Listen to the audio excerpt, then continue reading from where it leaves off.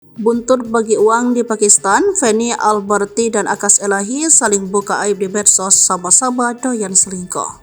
Belum lama ini Akas Elahi membagikan momen bagi-bagi uang di Pakistan. Video tersebut berbuntut panjang lantaran Feni Alberti bereaksi. Hingga akhirnya pasangan menuding sudah bercerai ini saling serang di media sosial. Persoalan yang tadinya cukup dikonsumsi pribadi kini diketahui publik. Kisruh rumah tangga Akas dan Feni bermula saat Feni curhat ada wanita lain di rumah tangga mereka. Bahkan lewat Instagramnya, Feni menyebut dirinya sudah bercerai dengan Akas. Ketika curhatan itu viral, Akas lantas memutuskan pulang ke Pakistan tanpa mengajak Feni. Hingga pada 5 Februari 2024, Akas masih tinggal di negara asalnya. Mengutip Instastory terbaru yang dibuat oleh Feni pada 5 Februari 2024, ia menyebut Akas tidak pernah memberi dirinya uang. Pernyataan itu dilontarkan Feni setelah heboh video Akas bagi-bagi uang di Pakistan.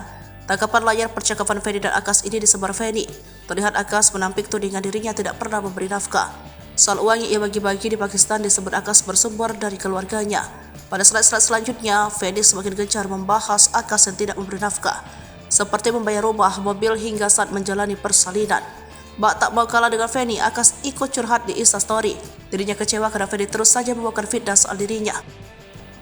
Saya nggak nyangka orang yang selama ini saya jaga menghancurkan saya cuma gara-gara nggak senang lihat saya bahagia di sini, tulis Akas.